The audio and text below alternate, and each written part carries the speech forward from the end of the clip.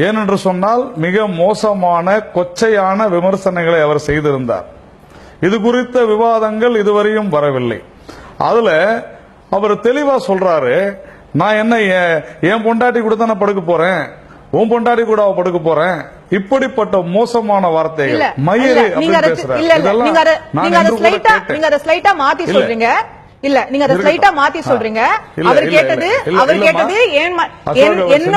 என்னுடைய பகுதி சார்ந்த காவிரியை நான் பயன்படுத்திக் கொள்கிறேன், அதற்கு ஏன் கர்நாடகா ப்ரொடெஸ்ட் பண்றாங்க அப்படின்னு கேட்கும்போது வரேன். நீங்க சொன்னதை சொல்லதான் போறேன், வெயிட் பண்ணுங்க.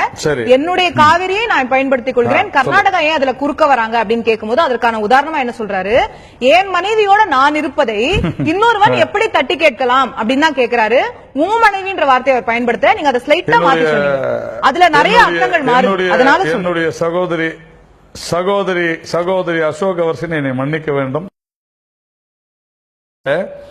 இந்த வட்டால் நாகராஜன் ஒருத்தர் இருக்கிறான், பெரிய காமெடியன், வடிவேலியே மிஞ்சிருவான். வடிவேலால் கூட இவன் கிட்டே வர முடியாது. நல்ல வேளை அந்த ஆளு சினிமாவில் நடிக்க ஆரம்பிக்கல.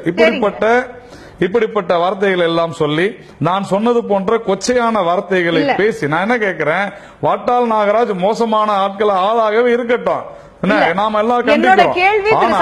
தமிழகத்தை சார்ந்த ஒரு நடிகர் இல்ல ஒரு நிமிஷம் Ashoka, let me finish please, let me finish. நான் ஓபியில் இருக்கிறேன், தயவு செஞ்சு குறுக்கிட வேண்டாம். உங்க கேள்விக்கு நான் கண்டிப்பா பதில் சொல்றேன். அந்த கூட்டத்தில் உண்ணாவிரதத்தில் கமலஹாசன், ரஜினிகாந்த் அவர்கள் இருக்கும் பொழுது, ஏண்டா தமிழா நீ ஏண்டா இனி நீ ராமரை கும்பிடாத, இனி நீ ராகவேந்திரரை கும்பிடாத, அதாவது ரஜினிகாந்த் அவர்கள் ராகவேந்தருடைய பக்தர் என்பது புரிந்து அந்த கூட்டத்தில் வேண்டும் என்று ரஜினிகாந்த வம்புக்கு இழுக்கிறார். ராகவேந்திரரை கும்பிடாத, நீ முருகனை கும்பிடு.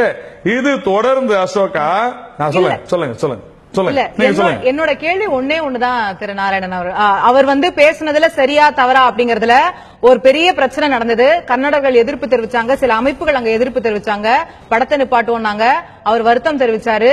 அந்த பிரச்சனையை அவங்களே ஏத்துக்கிட்டாங்க, அந்த வருத்தத்தை அவங்களே ஏத்துக்கிட்டாங்க, படத்தை ரிலீஸ் பண்ண போறோம்னு சொல்லிட்டாங்க. அந்த பிரச்சனை முடிஞ்சிருச்சு. என்னுடைய கேள்வி திரு ஹெச் ராஜா அவர்களுடைய விமர்சனம் பத்தினது. சத்யராஜ் பண்ணது தப்புன்னு கர்நாடகா பிஜேபி சொன்னா எனக்கு கவலை இல்ல. ஆனா தமிழ்நாட்டு பிஜேபி சொல்லும் போது நான் என்ன நினைக்கிறேன்னா, இப்ப இதே அங்க தமிழர்கள் அடிக்கும் போது கர்நாடகா பிஜேபி சொல்லிருக்காங்களா? அவங்க சொல்ல மாட்டாங்க.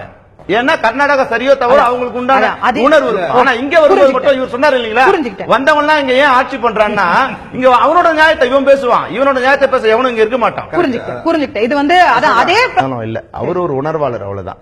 அவர் சொன்னது தெரியாத தவறாங்கிறது அப்புறம் அதுக்குன்னா நான் டிஸ்கஷன் நாராயணன் தான் நான் டிஸ்கஷன் வரேன். ஏன்னா நாராயணன் இங்க தமிழ்நாட்டில் இருந்து தமிழ்நாட்டில் சத்யராஜ் பண்ண தப்புன்னு சொல்லி இந்த நாட்டில் நடக்க முடியும். ஆனா வட்டால் நாகராஜ் இதை விட மோசமா திட்டினா கூட வட்டால் நாகராஜ் தப்புன்னு சொல்லி அந்த நாட்டில் ஒரு கன்னட அரசியல்வாதி ரோட்ல நடக்க முடியாது. தமிழ்நாட்டுக்கும் கர்நாடகா இதுதான் வித்தியாசம். நான் கேட்ட அடிப்படையான கேள்வி